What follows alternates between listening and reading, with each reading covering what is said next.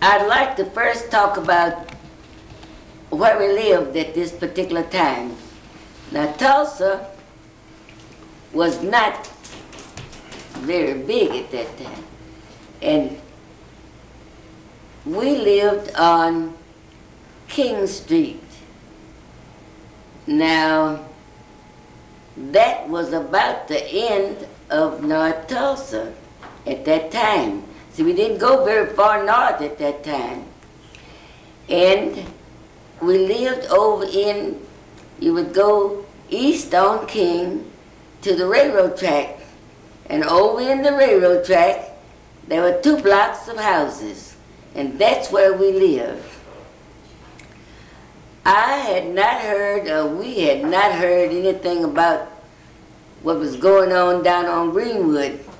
See, even though we didn't live very far out, we still didn't hear very much. See, no radios and no TVs and not much visiting around that. And then it was evening too, night. So I was studying my lesson for exam for the next day at Booker Washington High School when somebody banged on my door. My mother had gone to bed. My brother and my little cousin, they had all gone to bed. But I'm still up studying for my exam the next day. When this man bang, bang, he said, "Put out that light." Said, "You're the only house that has a light burning." So we didn't know what they were talking about, you know. But then I did put the light out. And I did go to bed. We had a friend that was young, real young friend, that was working, and he lived in the hotel down on Greenwood. Wasn't in the bed long before he came banging on the door. He was scared because by that time I guess they were fighting down there on Greenwood. But he wouldn't come inside. He just took a little pallet to lie down outside. We still got back in bed. He just said what was going on, and we got back in bed. But at daybreak,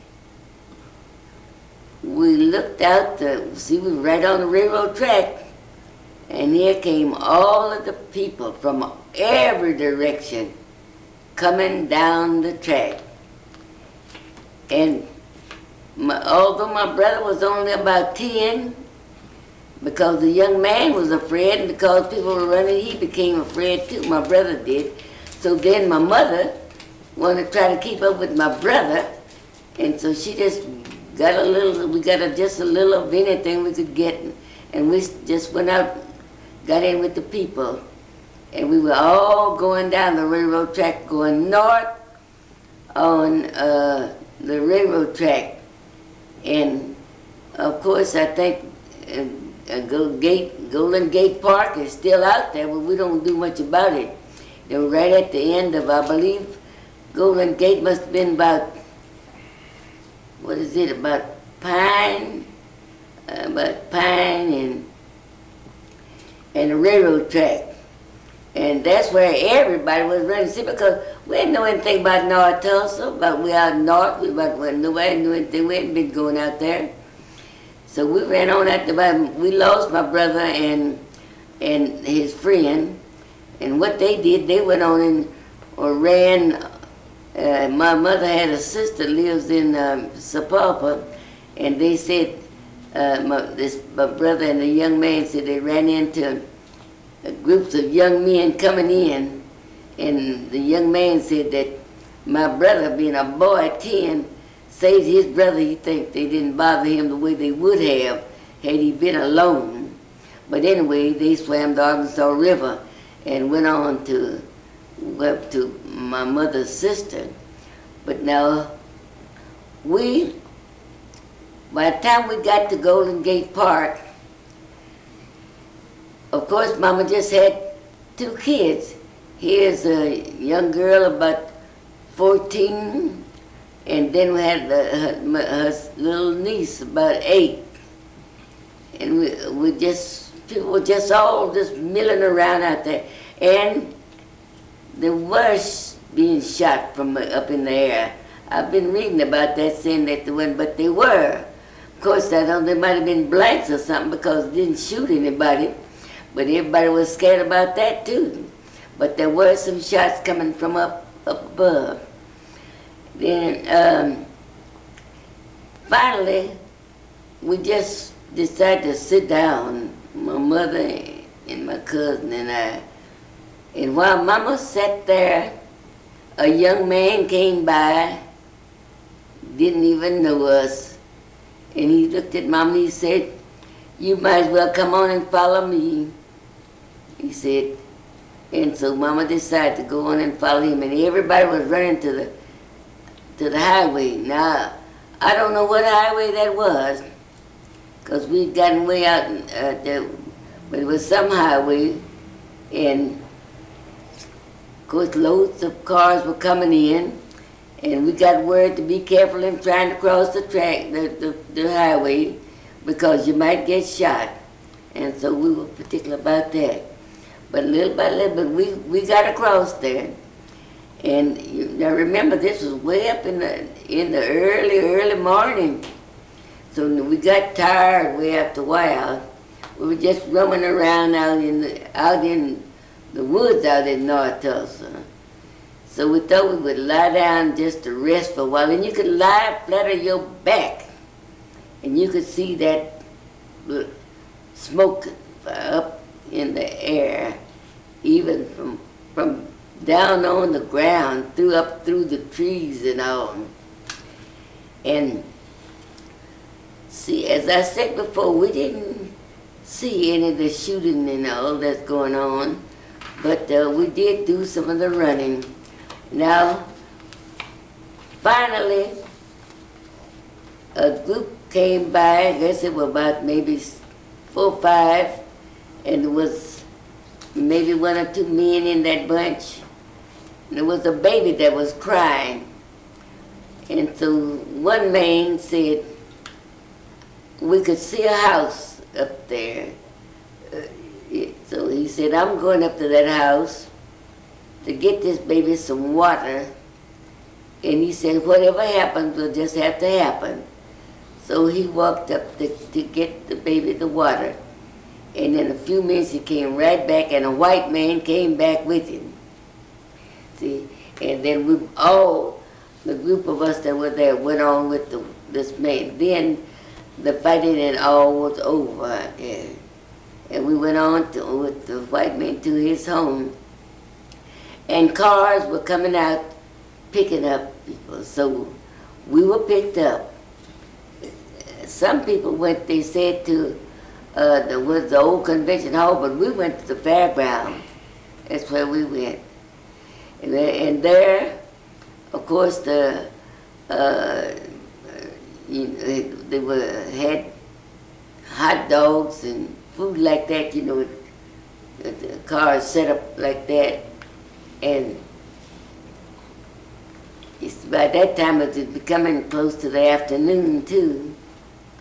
So they put down mattresses so we could lie down to sleep. And that night we slept in the fairground. And the next morning, this young man came out to my mother. I remember him coming up, and he had a gun. And he asked my mother, will you keep my gun while I go with them to help bury the dead? Well, we didn't even, when he came back, didn't even ask him about that. We should have just asked him, but we didn't. But anyway, he went to bury the dead. So there were a group of people that were shot, I could tell. And I guess by noon or somewhere like that, maybe, they had houses and they had the cars. Did you want to go back to your house, to your home?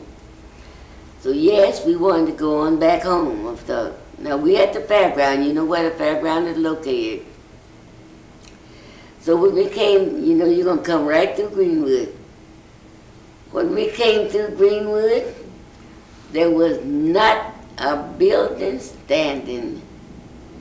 there was not anything, and water was running, you know, water pipe was running, and all of that. We walked, and we just looked and walked on Greenwood there while we stood there a little while, and I said, of course, being that age, see, about 14, but we're getting close to 15, because I was in 9th grade.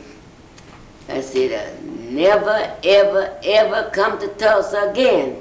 I thought as soon as I get out of that, the best thing, get going away from here. And so then we went on out to where we lived, out to King Street.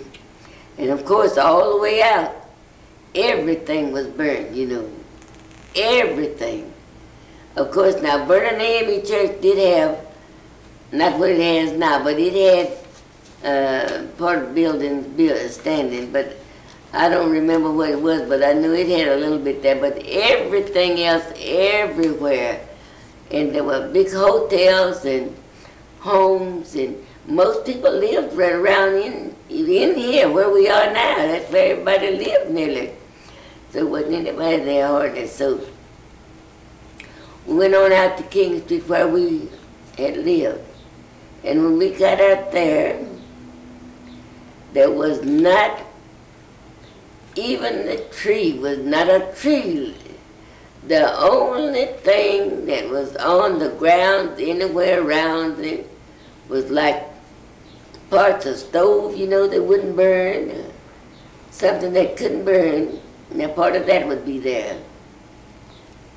So then we just came on back we did come back to Booker T. Washington School. It was, that's gone now, but it was there. And of course it was near the end of the school year. And I had something on exhibit, I don't know what it was in the sewing room, but I remember I got it off the wall. And we sat around in there, we just didn't have anything else to do, just sitting around. So, but I think around 4, something like that, the train started running. And now we didn't get to see any, the only part of Tulsa that we saw was the north side, but it was really, really burned, you know. And as I said before, we had come here to go to school from the country. And then the train started running. Then we took a train and went on. We lived about 9 miles from Bristol. So we rode the train to 9 miles. We rode the train to Bristol. We got off there, so we went on out in the country. But do you know that in the last of August, or the 1st of September, we were right back here